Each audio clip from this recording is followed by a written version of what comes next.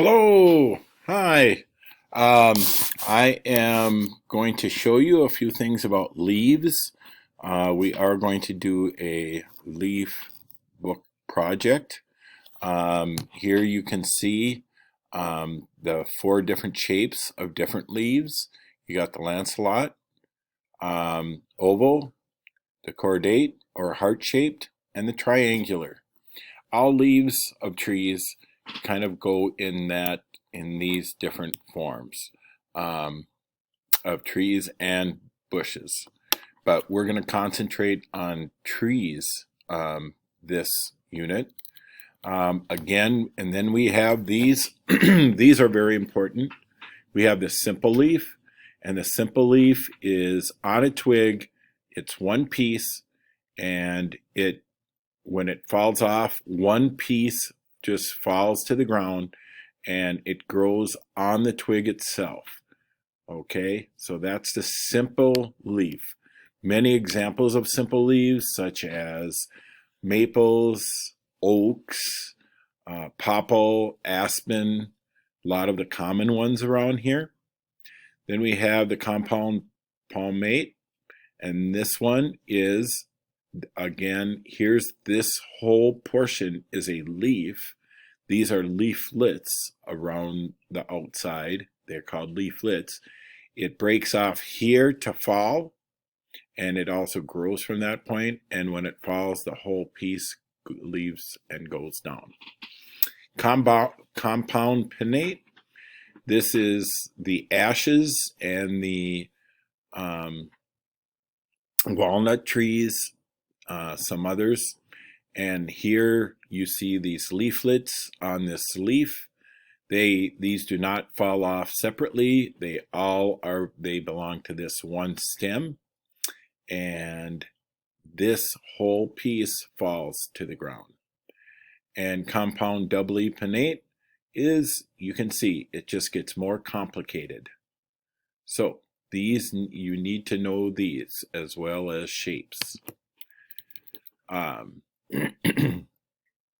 Then we'll just move down to the stem arrangements. Here you can see some stem arrangements. The leaves on the twigs are opposite of each other. One grows here, one grows there. One grows here out of twig, one grows there. This is called opposite arrangement. This is alternate arrangement, where they grow and are one after another. They're not parallel next to each other. They grow just randomly. And whorled is where they all go on one stem and they go in a whirl. They come out of one spot. Okay. Then we have different types. Mainly evergreens, the scale-like, the awl-shaped, linear-shaped, single needles, bundles of needles, and clusters of needles.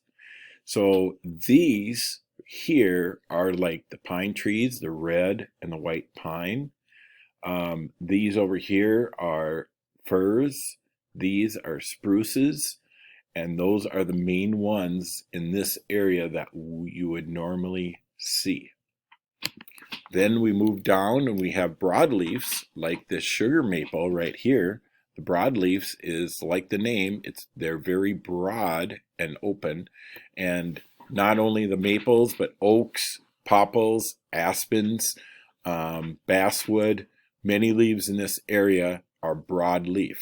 But you can see that there's a difference, right? There's a difference between different leaves and how they look.